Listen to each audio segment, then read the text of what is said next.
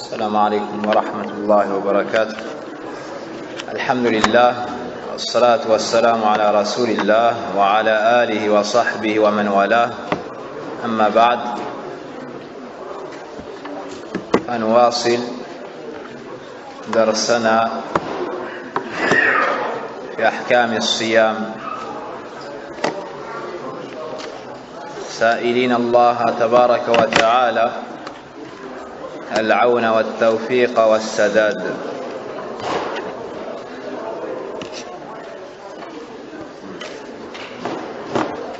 وقبل الشروع في المقصود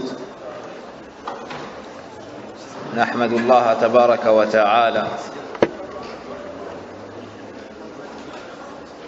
الذي يكرمنا بهذه المجالس التي بها حياة القلوب والأبدان وسعادة الأرواح بحمد الله تبارك وتعالى، لا سيما في هذا الزمان الذي قل من يعظم هذه المجالس ويتفرغ لها.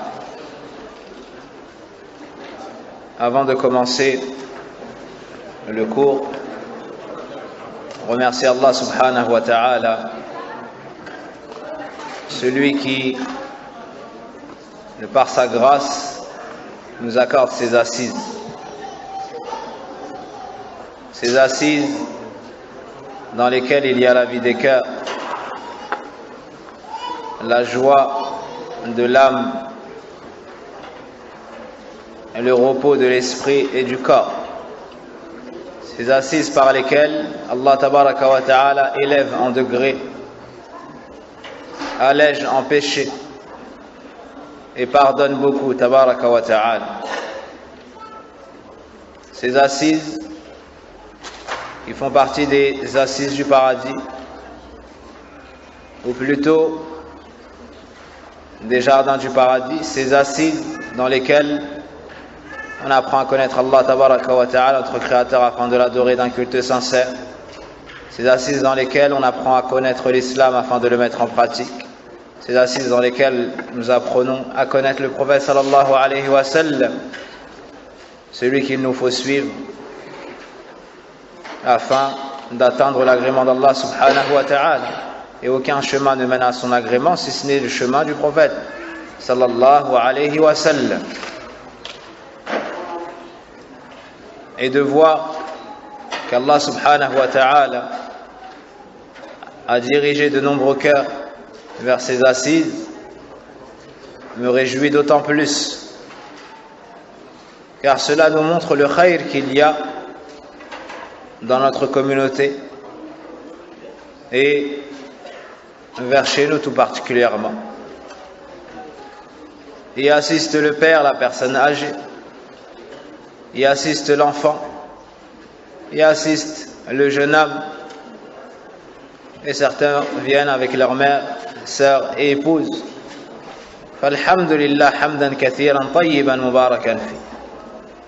يقول النبي صلى الله عليه وسلم: من سلك طريقا يلتمس فيه علما سهل الله له به طريقا إلى الجنة وإن الملائكة لتضع أجنحتها لطالب العلم رضا بما يصنع وإن العالم لا يستغفر له من في السماوات ومن في الأرض حتى الحيتان في جحر الماء.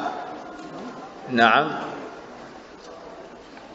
Le prophète alayhi salatu wa salam nous encourage à emprunter ce chemin, le chemin de la recherche et la demande de la science. En effet, elle nous dit, selon la traduction, celui qui emprunte un chemin à la recherche d'une science, par ce chemin-là, Allah lui facilite un chemin vers le paradis.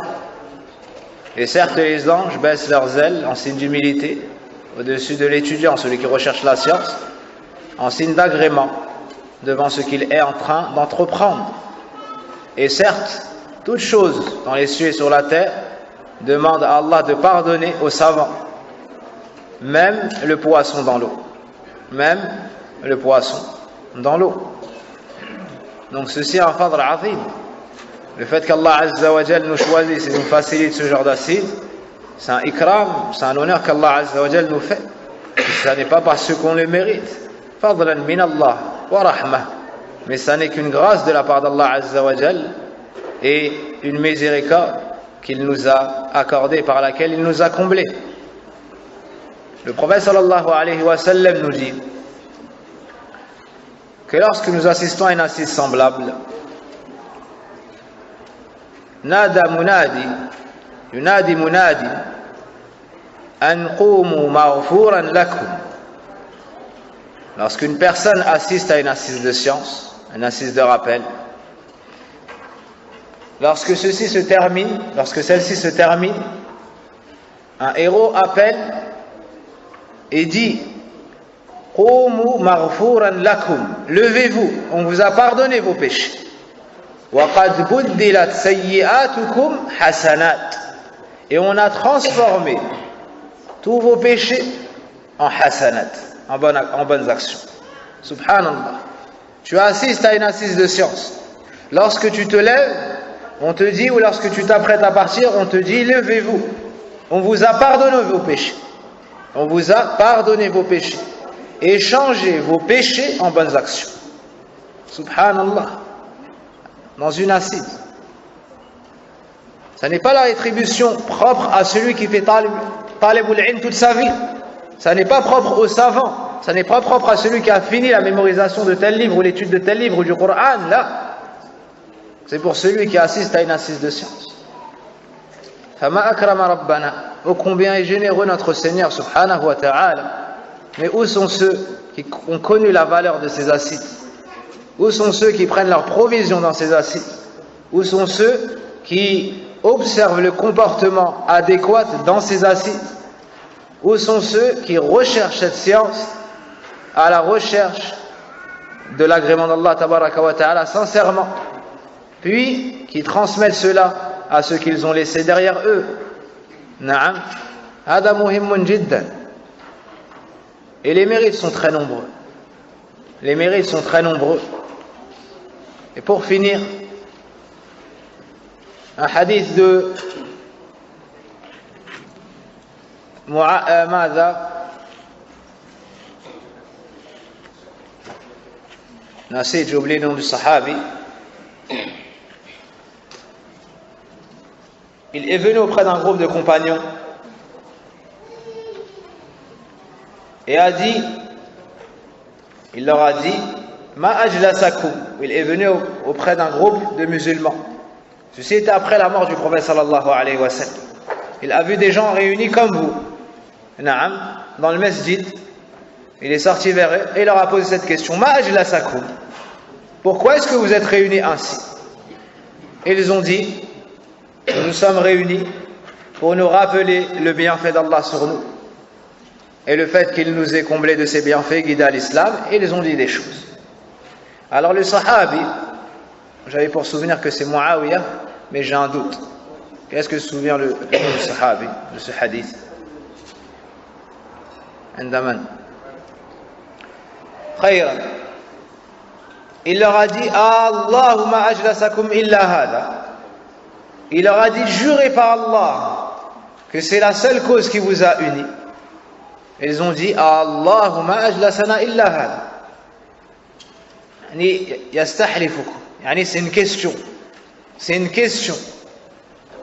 Jurez par Allah que c'est ça la raison. Et ils ont juré par Allah, c'est ça la raison. Par Allah, c'est ça la raison.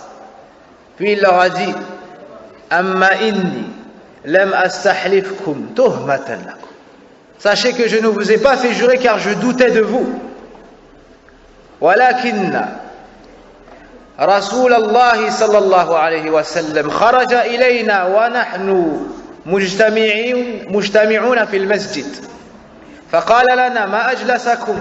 قلنا: جلسنا نذكر الله ونتذكر ما أنعم الله علينا من نعمة الإسلام وعدوا أشياء. فقال لهم الرسول صلى الله عليه وسلم: الله ما أجلسكم إلا هذا؟ قالوا: الله ما أجلسنا إلا هذا. ثم قال لهم. Donc le prophète sallallahu alayhi wa sallam, ou plutôt le sahabi, leur a raconté pourquoi est-ce qu'il les a fait jurer. il leur a dit à notre époque, nous étions assis comme vous au temps du prophète sallallahu alayhi wa sallam. Il nous a vus, il est sorti vers la mosquée et nous a dit pourquoi est-ce que vous êtes unis ainsi? Et ils ont répondu, nous sommes réunis pour parler, nous rappeler les bienfaits d'Allah sur nous, du fait qu'il nous a guidés à l'islam. Et ils citaient les bienfaits d'Allah sur nous. Le prophète sallallahu alayhi wa sallam leur a dit, par Allah, rien ne vous a réunis si ce n'est cela. Ils ont dit par Allah, rien ne nous a unis si ce n'est cela. Puis le prophète sallallahu alayhi wa sallam a dit, sachez que je ne vous ai pas fait jurer car j'ai douté de vous. C'est-à-dire, je ne mets pas votre parole en doute. Lorsque je vous ai fait jurer, il y a une sagesse derrière. Quelle est cette sagesse? قال النبي صلى الله عليه وسلم أتاني جبريل آنفا جبريل m'est venu وأخبرني بأن الله يباهي بكم الملائكة. Jibril m'est venu et m'a informé de votre cas. Il m'a dit qu'Allah se vante de vous auprès des anges. Subhanallah. Pourquoi? Car ils se sont assis, car ils se rappellent le bienfait d'Allah tabaraka wa ta'ala. فهذا فضل عظيم وإكرام بليغ. نعم. Ça c'est un honneur immense qu'Allah Azza wa Jal te fait, t'accorde en te permettant de venir dans une assise. Lorsque tu te déplaces pour étudier, ça n'est pas par ta force, ton intelligence, mais c'est Allah subhanahu wa ta'ala qui a mis dans ton cœur l'amour de cette chose-là.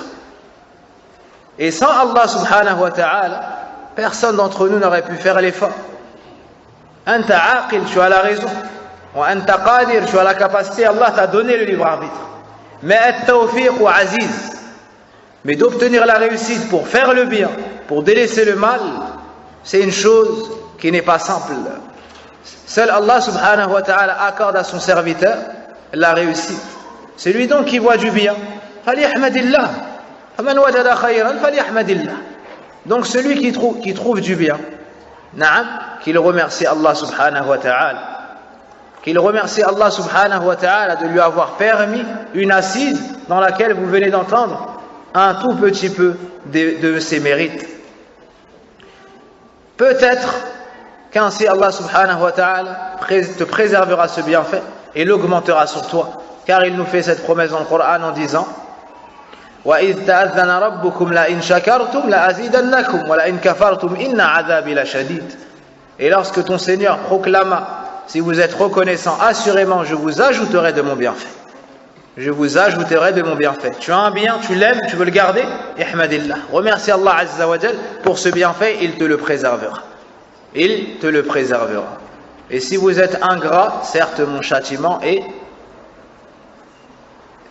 douloureux. ماذا رأينا بالأمس؟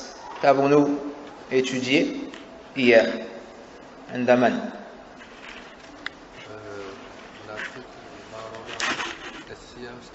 On est rentré dans le chapitre de As-Siyam. Naam. Ma ma'na As-Siyam lughatan? Le sens du mot As-Siyam dans la langue arabe. Al-Imsak, c'est la retenue. Est-ce que tu te souviens d'une preuve? Dans sourate Maryam, Allah subhanahu wa ta'ala nous dit عندمن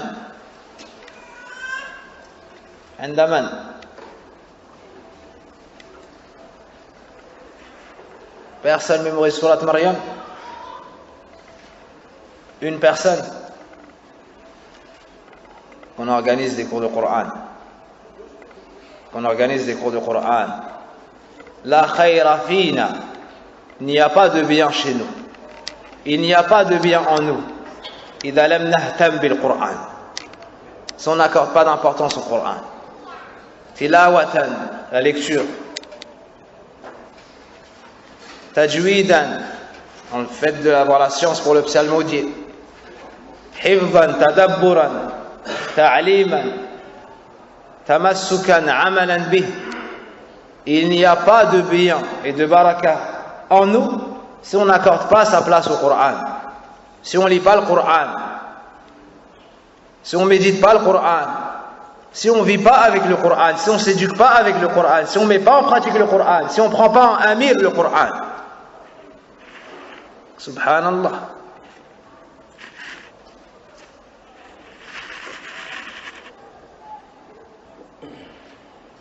Al-ilm, c'est le Coran. Al-dalil, c'est le Coran. Celui qui vit éloigné du Coran, il vivra une vie pleine de gêne, pleine de soucis. Naam. Il ne goûtera pas à la tranquillité du corps, ni à la tranquillité de l'esprit, ni au bonheur. Abadan. C'est muhim jiddan. Qu'on ait un lien avec le Coran. Tu lis régulièrement le Coran, tu mémorises un peu le Coran. Naam. Wa ha nahnu qad iqtarabna min shahr Ramadan. Et nous sommes proches du mois de Ramadan. Nas'al Allah tabaraka wa ta'ala yuballighana iyyah. إن شاء الله تعالى نأتي بمن يصلح لهذا ونحفظ من القرآن ما استطعنا إن شاء الله تعالى بإذن الله on amènera des gens aptes à nous enseigner le Coran et on mémorisera إن شاء الله تعالى on organisera des assises pour ceux qui veulent mémoriser avec le tasmi' إن شاء الله تعالى juste avant Ramadan au début de Ramadan jusqu'à ce qu'on parte en Umrah, Inch'Allah Ta'ala. Et durant l'année, on organisera, Inch'Allah Ta'ala, aussi un ders du Coran. Naam, Inch'Allah Ta'ala, qu'Allah nous aide. On prendra un prof de Coran afin qu'il nous enseigne le Coran. Naam, هذا هو. آدم تحفظ القرآن معي؟ تحفظ القرآن معي إن شاء الله. Je t'associe à moi dans ce khayr. On ramène un prof, on apprend avec lui le Coran. Inch'Allah. طيب. الله المستعان. الله المستعان.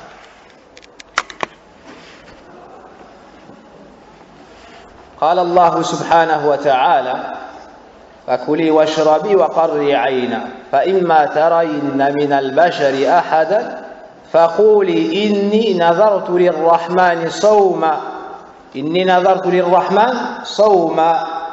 ما معنى صوما في هذه الآية؟ أي إمساكا عن ماذا؟ نكمل الآية إني نذرت للرحمن صوما فلن أكلم اليوم إنسيا. فما معنى إذن الصوم في هذه الآية؟ إمساكا إني نذرت للرحمن صوما أي إمساكا عن الكلام. هذا معنى الصوم لغة الإمساك الكف عن الشيء. Donc, الصيام dans la langue arabe, c'est le fait de s'abstenir de faire une chose. C'est le fait de s'arrêter de faire une chose, de s'abstenir de faire une chose. Dans le verset, dont le sens est: j'ai fait le vœu au tout miséricordieux de jeûner. Ça, c'est le mot as-siyam, as-sawm. Je ne parlerai donc à aucun être humain. Donc le sens du jeûne dans ce verset, c'est le sens linguistique. C'est le fait de s'abstenir. Et ici, c'est le fait de s'abstenir de parler. Voici le sens du jeûne dans la langue arabe. Le fait de s'abstenir d'une chose, le fait d'arrêter de faire une chose. Barakallahu fikum. Amma siyamu shar'an, et dans la religion, quel est le sens de as-siyam? عند من يعرف؟ تفضل. الإمساك عن الطعام. ذكرنا تعريفا جامعا أريد. Hier on a cité une définition précise, c'est celle que je veux. سؤالي حفظك الله تعريف الصيام شرعا والإمساك عن الطعام والشراب من طلوع الفجر إلى غروب الشمس بنية التعبد. طيب، من جمع أهله في نهار رمضان صام؟ لا. طيب، أنت قلت من الطعام والشراب، ولعل هذا من الطعام عندك؟ لا، ولا عندنا. طيب، Donc tu dis que le siyam, c'est le fait de s'abstenir de manger et de boire du lever du soleil jusqu'au coucher, ou plutôt de l'aube jusqu'au coucher du soleil, avec l'intention d'adorer Allah. Si on prend cette définition, on dira que celui qui a des rapports avec son épouse dans la journée de Ramadan, il jeûne quand même. Oui ou non? Non. Voyez? Sauf si tu fais rentrer cette action dans la nourriture, mais non. Donc, as-siyamu shar'an wa at-ta'abbudu lillah. C'est une adoration vouée à Allah. Naam.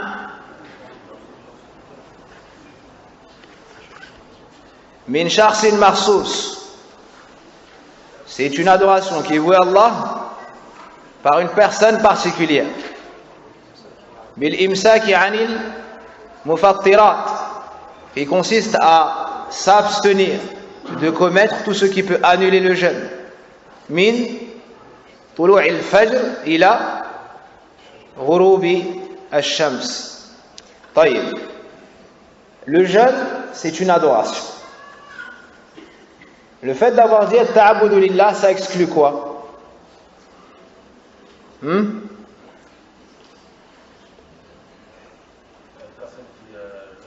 La personne qui jeûne, mais pour faire un régime par exemple, elle s'abstient de manger, de boire et de tout ce qui coupe le jeûne, mais elle est dans le temps qu'il faut, mais elle fait ça pas pour adorer Allah, pour perdre du poids par exemple. Est-ce qu'on appelle ça siyam shar'an, religieusement parlant? Non. Celui qui est malade, celui qui. Taïb, wa ta'abudu lillah min shakhsin makhsus. Une personne particulière. Qui est cette personne particulière?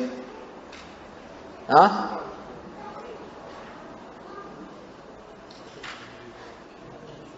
La personne qui a réuni les conditions d'authenticité du jeûne.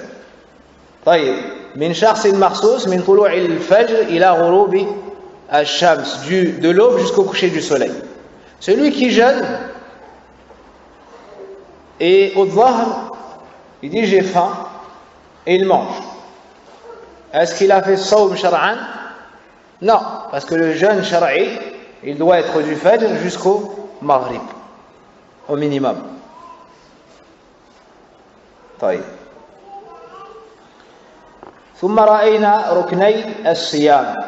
Ensuite, nous avons vu les piliers du jeûne. Les piliers du jeûne.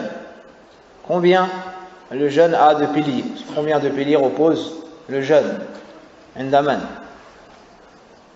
عندمن تفضل. الإمساك والنية, la retenue et l'intention. Qu'est-ce qu'il y a une preuve de cela?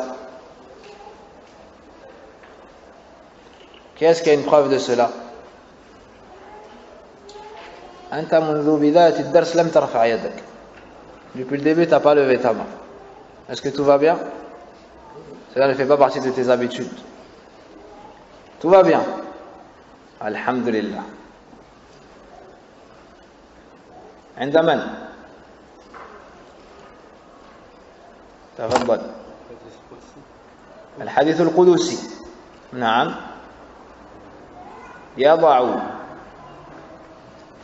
يضع طعامه وشرابه وشهوته من أجل. يضع طعامه وشرابه وشهوته الإمساك من أجل النية. Donc dans le hadith Qudusi, Allah nous dit, donc la traduction, il délaisse sa nourriture, sa boisson et son plaisir. Ça c'est le premier pilier du jeûne, c'est al-imsak, la retenue. Min ajli, pour moi, ça c'est niyya. Ça c'est l'intention. Pourquoi est-ce qu'il arrête tout ça? Pour se rapprocher d'Allah subhanahu wa ta'ala, pour adorer Allah tabaraka wa ta'ala. Naam. Hadith Omar ibn al-Khattab radiyallahu anhu. Naam. مثل هذا الحديث لا يذكر إلا بلغة العربية. كلنا نحفظه. Ce hadith-là, on doit tous le dire en arabe. Il n'y a que le muet qui est excusé dans l'assise. Naam. إنما الأعمال بالنيات, on doit tous le mémoriser. Celui qui ne mémorise pas, il mémorise pour la semaine prochaine. Celui qui ne peut pas lire en arabe, il vient et j'enregistre dans ce qu'il veut. Le hadith, il le mémorise pour la semaine prochaine. Naam, c'est le premier hadith de Arba'in Nawawiyya, c'est le premier hadith de Sahih Muslim et d'autres livres. Il est très très important. Très très très important. Naam. طيب. إنما الأعمال بالنيات وإنما لكل امرئ ما نوى. Le hadith, les actions ne valent que par les intentions et chacun sera attribué selon son intention. Qu'est-ce qui a rapporté ce hadith? Qu'est-ce qui a rapporté ce hadith? Naam. Pas le sahabi, le muhaddith les muhaddithoun qui l'ont rapporté. Il est dans quel recueil de hadith? Naam. Rawahu Muslim wa al-Bukhari. Wa al-Bukhari. Naam. Ceux qui sont loin, ne répondez pas. Ceux qui sont loin, ne répondez pas. Par pitié envers vos voix. Par rahma envers vous. Quand vous êtes loin, vous ne répondez pas. Naam. Barakallahu fikum.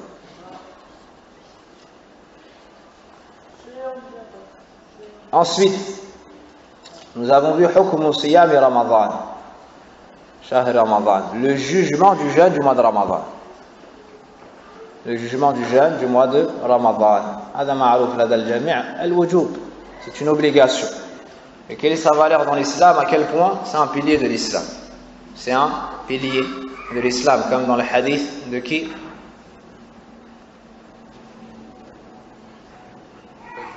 Dans le hadith Jibril. Vous êtes d'accord? Vous êtes d'accord ou pas?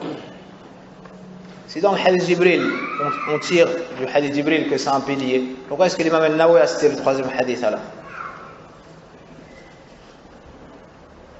Donc, le hadith du fils du premier sahabi, du premier hadith. Abdullah ibn Omar. Le premier hadith Arba'in Nawawiyya, c'est Omar ibn Khattab. Le deuxième, c'est Omar ibn Khattab. Le troisième, c'est le fils d'Omar ibn Khattab. Le quatrième, c'est celui qui a le même prénom que le fils d'Omar ibn Khattab. Le cinquième, c'est la femme du prophète. واضح؟ طيب. ماذا بني الإسلام على خمس. L'islam repose sur 5. C'est-à-dire 5 piliers. Parmi les piliers, on nous a cité le jeûne du mois de Ramadan. Allah subhanahu wa ta'ala nous dit dans le Coran, Ya ayyuhalladhina amanu kutiba alaykumus siyam kama kutiba ala alladhina min qablikum la'allakum tattaqun. Vous qui avez cru, il vous a été enjoint, ordonné le jeûne de Ramadan, tout comme il l'a été aux générations passées, afin que vous atteigniez la piété. Naam. Le hadith de Talha ibn Ubaydillah, c'est le hadith de la venue du Bédouin. Questionné le prophète sallallahu alayhi wa sallam sur les jeûnes obligatoires. Il lui a répondu Ramadan. Jeûne obligatoire, il y a Ramadan. Il lui a dit wa alayya ghayruh, est-ce que je dois jeûner autre que ça? Il lui a dit la illa tatatawwa ou illa tatawwa. Naam, ce hadith est rapporté aussi par le Bukhari et Muslim. Un point que j'ai oublié de citer al-barih hier. Naam. Al-hikmah. Naam, la sagesse pour laquelle est légiféré as-siyam. D'accord, après l'obligation du jeûne, vous mettez la sagesse pour laquelle est légiféré le jeûne du mois de Ramadan. Yani le but. D'accord, pas les mérites et les ainsi de suite. Pas vraiment les sagesses, plutôt on dira le but. Naam, le but il est dans ce verset la'allakum tattaqun. La'alla lit-ta'lil, yani afin que vous obteniez la piété. Pourquoi est-ce qu'on jeûne Ramadan? C'est quoi le but à atteindre? Naam, l'adoration d'Allah subhanahu wa ta'ala. Mais c'est quoi ici? C'est d'atteindre la piété. C'est d'atteindre la piété. Certains disent on jeûne pour ressentir la faim comme les pauvres. C'est pas ça le but du jeûne. C'est pas ça le but du jeûne. Ça c'est une des sagesses que tu obtiens en jeûnant. Tu te rappelles les pauvres et ainsi de suite. Tu fais plus de sadaqat parce que tu ressens ce qu'ils ressentent eux toute l'année, toi. Durant la journée seulement et le soir tu manges. Et le matin tu manges. Mais le but c'est quoi? C'est de devenir pieux. C'est de devenir pieux. Car à la fin du verset, Allah subhanahu wa ta'ala nous dit la'allakum tattaqun, afin que vous atteigniez la piété. Celui qui délaisse durant ces heures-là des choses qui à la base lui sont mubah. Il délaisse quoi? Il délaisse la nourriture, il délaisse la boisson, il délaisse ses épouses. D'accord? Ajoute à cela, si tu veux, al-hijama et d'autres points. Ces choses-là, à la base, c'est quoi leur jugement?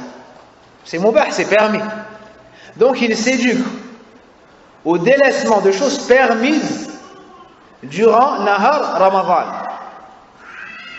Puis le soir, il peut y retourner. C'est clair? En s'éduquant à faire ça, il est bien plus fort dans le délaissement de ce qui est haram. Il est bien plus fort dans le délaissement de ce qui est haram durant le mois de Ramadan et après le mois de Ramadan. Vu qu'il réussit maintenant à délaisser les choses qui sont très habituelles pour lui et très régulières, malgré qu'elles soient licites. Que dire alors des choses muharrama? Que dire alors des choses interdites? À plus forte raison, il a une quwwa, une force et une détermination pour les délaisser. Ainsi, as-siyam, c'est une madrasa. C'est une école. C'est une école de vie. Fi'lan. C'est une école de vie. Pas l'école qui te pervertit. Une école de vie. Une école qui te donne la vie. Qui t'apprend à délaisser le péché, à aller vers l'obéissance, à vivre avec le Coran et le Sunnah, à vivre avec le Jama'a, le Salat, le Tarawih, l'écoute du Coran et ainsi de suite. Donc le but, si on vous demande quel est le but du jeûne de Ramadan, vous répondez la'allakum tattaqun, afin d'obtenir la piété. At-taqwa lughatan, at-taqwa, la piété, lughatan, al-wiqaya. Dans la langue arabe, at-taqwa, c'est al-wiqaya. Al-wiqaya, c'est le fait de se prémunir d'une chose que tu crains, que tu redoutes. At-taqwa, la piété dans la langue arabe, ça vient du mot al-wiqaya, qui veut dire se prémunir d'une chose. Par exemple, il fait froid. Comment est-ce que tu vas mettre en pratique at-taqwa contre le froid? Naam, talbas ma'dha al-mi'taf, tu vas mettre un manteau. Tu marches sur le sol, si tu marches pieds nus dehors, ça va te faire mal. Comment est-ce que tu tattaqi al-ard?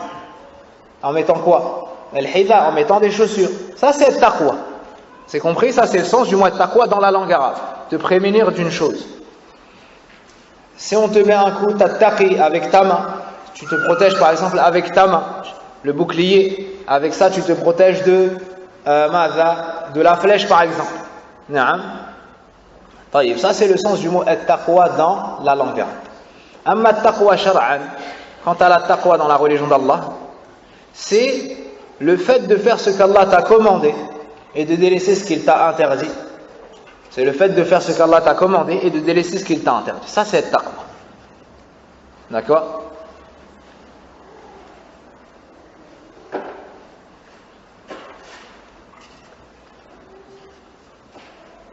Un des plus prédécesseurs, si je ne me trompe pas, Talq ibn Habib a dit, les savants disent que c'est le meilleur ta'arif de taqwa, an ta'amala ala nurin min Allah, tarju thawabah, وأن تجتنب معصية على نور من الله تخاف عقابه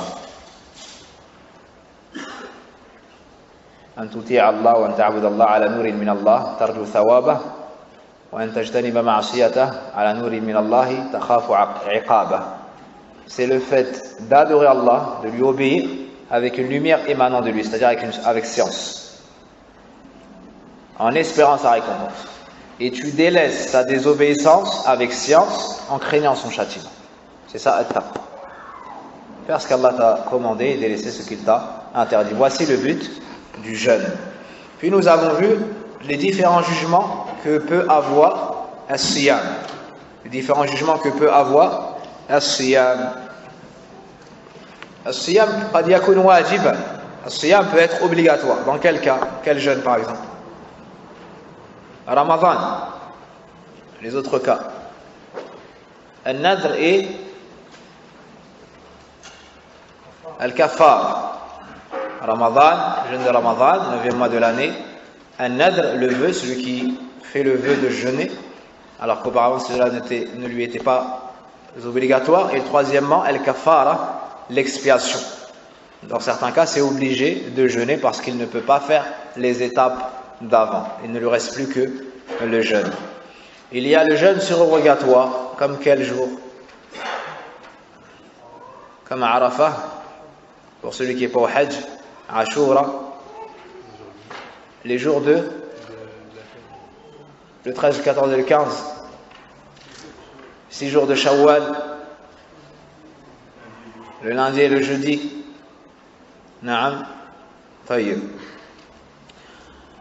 Ensuite, il y a le jeûne Muharram. Comme quoi? Hein? Al-Eidain. L'Eid al-Fitr wal-Adha. Ça, c'est haram de jeûner. Naam. Tayyib. Il y a un jeûne qui peut être... Il y a des jeûnes qui peuvent être makruh, détestables. Comme quoi? Jeûner le Jumu'ah. Jeûner le samedi. Ça c'est des masail khilafiyya. On a cité un exemple clair. Naam. Comment? En voyage, ça dépend. Il faut préciser des choses. En voyage, mais dans quel, pour qui? Pour celui qui peut pas, ça peut être haram pour lui. Mais il y a un cas, il est makruh. Pour celui pour qui ça va être difficile. Yashukku alayhi as-sawm min ghayri darar. Donc il est en voyage, il peut jeûner, mais ça va être difficile pour lui, vraiment pénible, sans lui nuire vraiment. C'est wadah? Naam, si ça lui fait un grand mal, c'est haram. Mais si ça lui est très pénible, c'est makruh, c'est détestable. Certains savants ont ajouté la catégorie de mubah. Certains savants ont dit qu'il y a un jeûne qui est mubah, il est permis. Ni on encourage, ni on dit que c'est détestable. Entre les deux, c'est permis. D'accord? Pour ma part, je ne connais pas d'exemple. Certains savants ont cité Yawm al-Shak. Idha lam yakun as-sama sahwa. D'accord? Ibn al-Qayyim rahimahullah ta'ala, c'était par exemple cela. D'accord? Même si بعض المحققين قالوا ليس الأمر كذلك. L'exemple cité, c'est le 29, d'accord, ou bien le 30 de Sha'ban, dans le cas où on n'a pas vu la lune et que le ciel n'est pas dégagé. D'accord? Et par sécurité, certains jeûnes, c'est la vie. Travailler par exemple de l'Hanabila et d'autres. Certains ont dit que c'est mubah.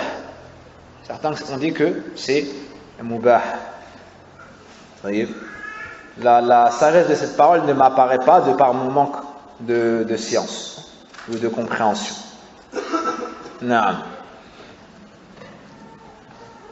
Le point suivant, mata yajibu wa bima yajibu an nabtadi'a as-sawm.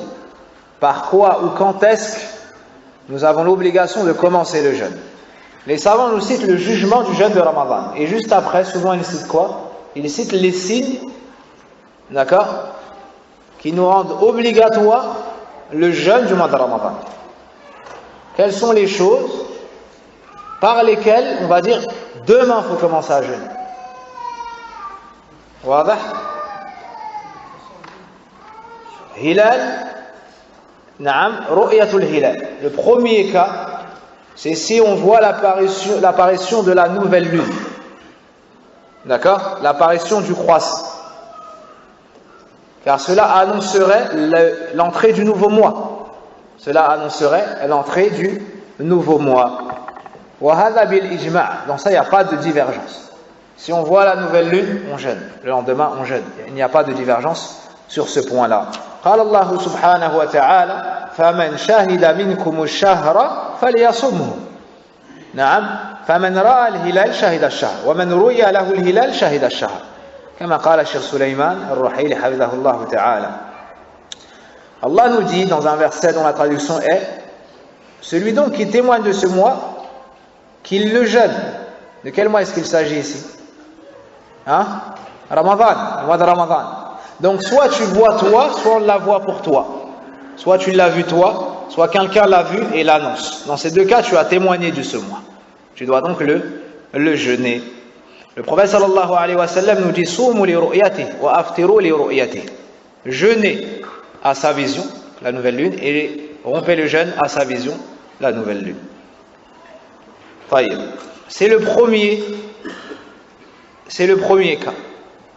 C'est le premier cas. Quel est le deuxième? Naam.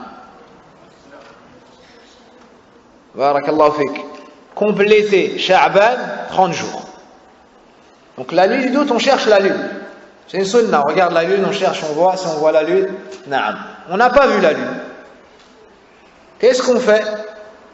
On attend. On n'a pas vu la lune, toujours pas. Qu'est-ce qu'on fait? On laisse le jour passer. On laisse le prochain jour passer sans le jeûner. Donc on attend que ce dernier jour se complète, ainsi ce mois sera de 30 jours. Arrivé au 30e jour, qu'est-ce qu'on fait le lendemain? On jeûne, wujuban, sans aucun doute. Qui nous explique pourquoi? Parce qu'on a complété à 30. Mais il y a une information qu'on a besoin pour réfléchir comme tu as réfléchi, dont nous avons besoin pour réfléchir comme tu as réfléchi. Une chose qui n'est pas forcément évidente. Non. Car les mois lunaires sont soit de 29 jours, soit de 30 jours. Il n'y a pas 31 jours ni 28 jours. Donc lorsqu'on a complété le 30e jour, on est sûr de quoi? Que c'est la fin du mois, donc que le lendemain c'est le premier jour de Ramadan, et que cette nuit c'est la première nuit de Ramadan. La nuit elle précède le jour. D'accord? Arrivé au Maghrib, tu es la nuit du jour suivant. Si tu es le 28, par exemple, arrivé au Maghrib, tu es la nuit du 29. Arrivé au Fajr, tu es le premier jour du 29. Ah, kada. C'est pour ça qu'on fait Tarawih avant de jeûner. Ça? On fait Tarawih avant de jeûner. Et on arrête le Tarawih pas le jour du Eid, la veille du Eid. Pourquoi? Non. Parce que la nuit, elle précède le jour. C'est clair? طيب. Si le ciel est dégagé, et que nous sommes le jour du doute, que faire? On ne voit pas la lune. Que faire dans ce cas-là? Si on ne voit pas la lune, on ne gêne pas. On ne voit pas la lune, le lendemain on ne gêne pas. On complète cela 30 jours. Ijma'an, il n'y a pas de divergence dans ce cas-là. La divergence, elle est dans quel cas? Si le ciel n'est pas dégagé. Si le ciel n'est pas dégagé. Car le prophète sallallahu alayhi wa sallam... Mais dans ce cas-là, qu'est-ce qu'il faudra faire? Si le ciel n'est pas dégagé, on compte 30.